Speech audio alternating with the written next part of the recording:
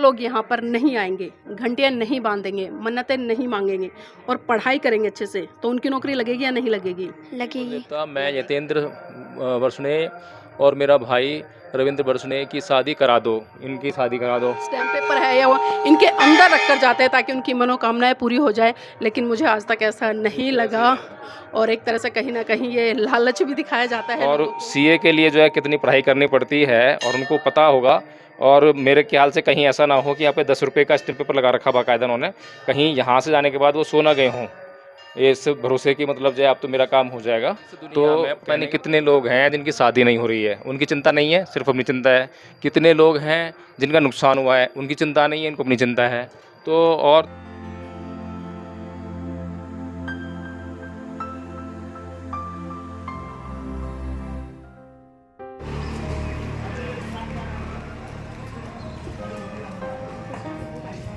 बसते भी है ये सभी तो बहुत है ये।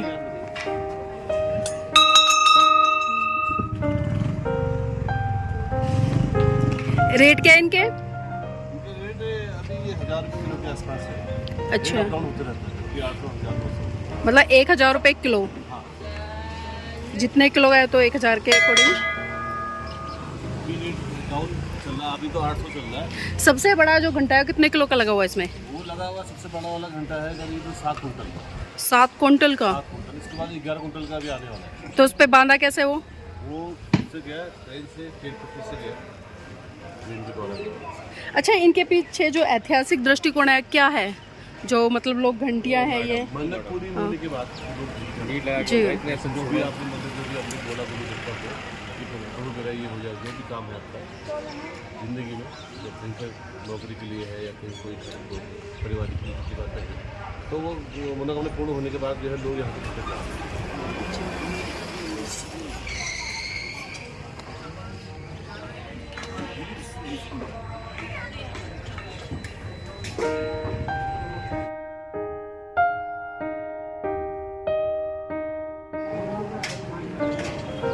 हिंदुओं को शुक्र मनाना चाहिए वैज्ञानिकों का।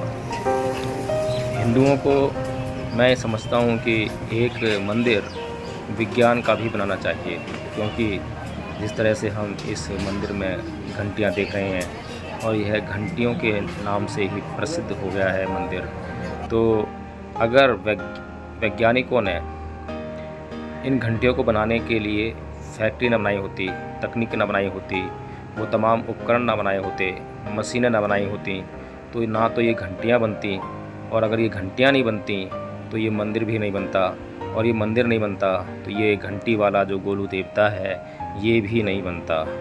तो मैं तो यही गुजारिश करूँगा हिंदुओं से कि वे जागें, सोचें, समझें और देखें कि उनके इस गोलू देवता को बनाने के लिए, उसको अस्तित्व में लाने के लिए या उस गोलू देवता को पैदा करने के लिए वैज्ञानिकों ने कितना परिश्रम किया है। वैज्ञानिकों ने किस तरह से उन उपकरणों, उन मशीनों का निर्माण करके उनके गोलू देवता को इस दुनिया में लाने का बड़ा भारी भरकम महत्वकारी काम किया है। हिंदू धर्म को हम स्वार्थ का नाम दे सकते हैं।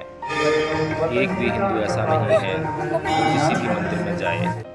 और देखिए ये स्त्री किस तरह से छुपा कर लिख रही है, और यहाँ पर मंदिर में सभी लोग अपनी जो मनोकामना लिख रहे हैं वो छुपा कर ही लिखते हैं, किसी को बताने का काम नहीं करते हैं। स्वार्थ की हद पार करने का अगर कहीं पर काम होता है या कहीं देखना हो तो वह केवल और केवल हिंदू धर्म ही है। ये देखिए ये भी लिख रहे हैं, हालांकि इनका ध्यान नहीं है या इनको शायद पता नहीं है कि अगर इनको कोई देख लेगा तो इनके गोलू देवता इनकी मनोकामना को पूरा नहीं करेंगे। और आप देख रहे हैं कितनी चिट्ठियों का भंडार लगा हुआ है।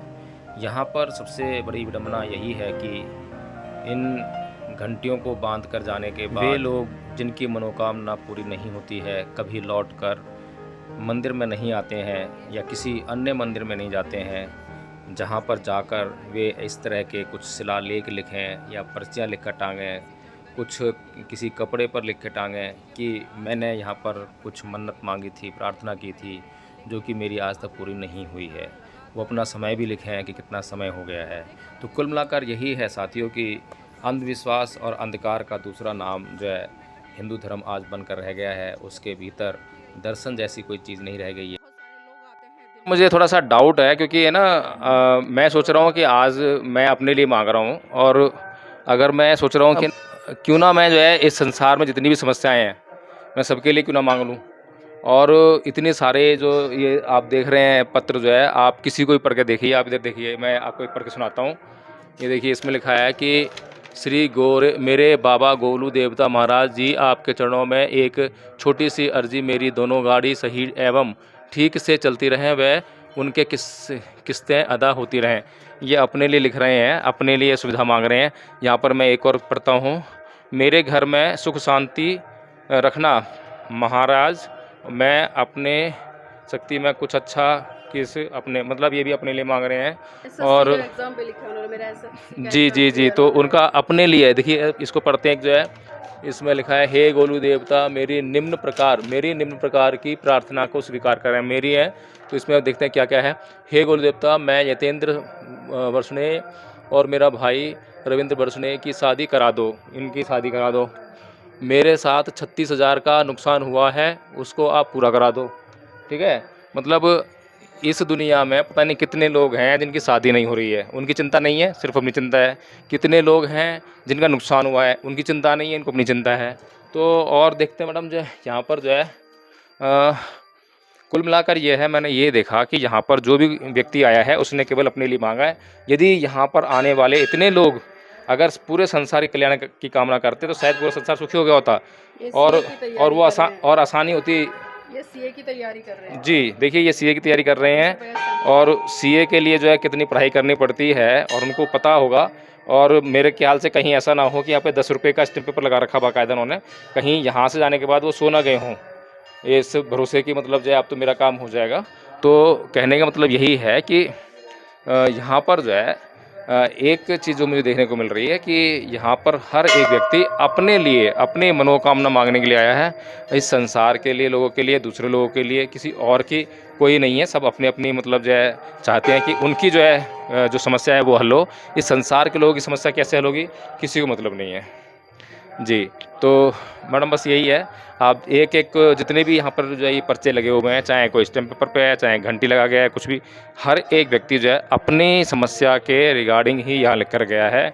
सब जो है स्वार्थी हैं, अपने निजी हितों की पूर्ति चाहते हैं, और यही एक समस्या का कारण हुआ है आजकल समाज में। जो है इस संसार की सबसे बड़ी समस्या यही है कि, और जो विश्व युद्ध की कगार पर आज जो पूरा संसार जो खड़ा है वो इसी कारण से खड़ा है कि हर एक आदमी जो है अपने आप को जिंदा रखना चाहता है, चाहे उसके लिए दूसरे को क्यों ना मारना पड़े।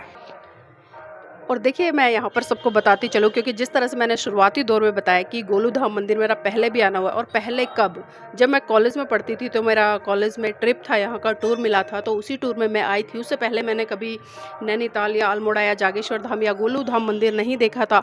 और उस समय जब आए थे, उस समय भी इसी तरह की बहुत सारी चीज़ें थी जो हमने देखी। यहाँ पर हमने लोगों से चर्चा भी, क्योंकि मास कम्युनिकेशन की मैं स्टूडेंट रही हूँ, तो बहुत सारी जिज्ञासाएँ भी थी। तो यहाँ पर जिस तरह से बताया कि अगर आपको कोई मन्नत चाहिए या आपकी कोई मनोकामना पूरी आपको करवानी है, तो आप चाहे तो 10 रुपये का स्टैम्प पेपर, 50 रुपये का स्टैम्प पेपर, यहाँ तक कि 100 रुपये के स्टैम्प पेपर यहाँ पर लगे हुए हैं पीछे, जिस तरह से मैंने दिखाया। तो मैं आपको बता दूँ, उस समय बहुत नादान थी, ज़्यादा जानकारी नहीं थी, पढ़ी लिखी थी, लेकिन जागरूकता का कहीं ना कहीं अभाव था। तो मैंने भी यहाँ पर एक पर्चे पे ये लिखा था, क्योंकि मेरे को नेवी वाले बहुत पसंद थे और मेरी इच्छा थी कि मेरी शादी हो तो नेवी वाले से हो। और मैं उस समय एनसीसी कर रही थी, तो मेरी इच्छा थी कि मुझे लेफ्टिनेंट की पोस्ट मिले। और मेरी और भी तमाम कई तरह की इच्छाएं थी जिनको मैं लिखकर यहाँ पर टांग गई थी। वो मेरी नादानी थी।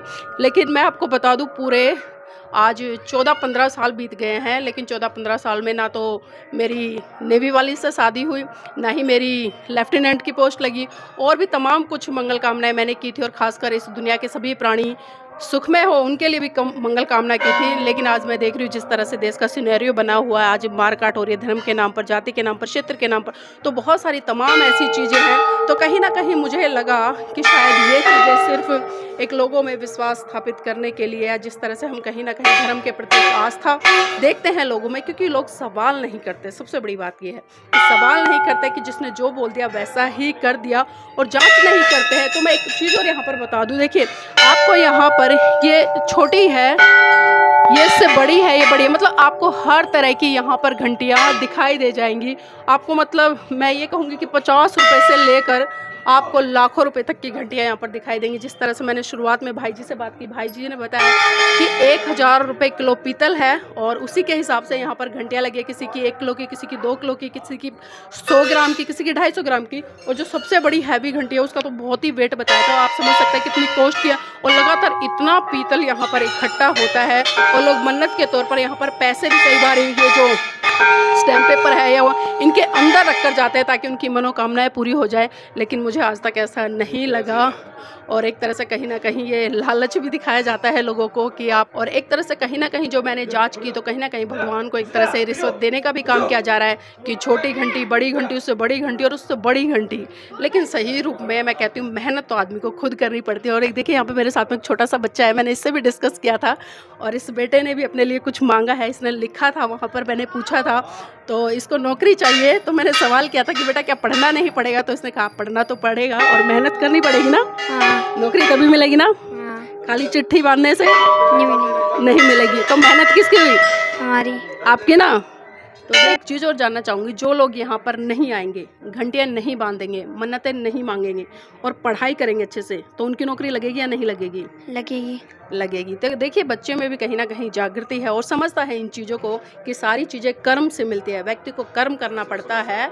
और सबसे बड़ी जो समस्या है वो है प्रश्न की। जब तक हम सवाल नहीं खड़ेंगे तब तक समाधान नहीं होगा। और देखिए जिस तरह से मैंने देखा और भी दिखा, बच्चे से भी सवाल किए कई, तो जब तक बच्चों के अंदर प्रश्न पैदा नहीं होंगे, सवाल खड़े नहीं होंगे, जो जैसे बताएगा वो वैसे ही करते रहेंगे और उसी का नतीजा है आज जो देश में हम देख रहे हैं।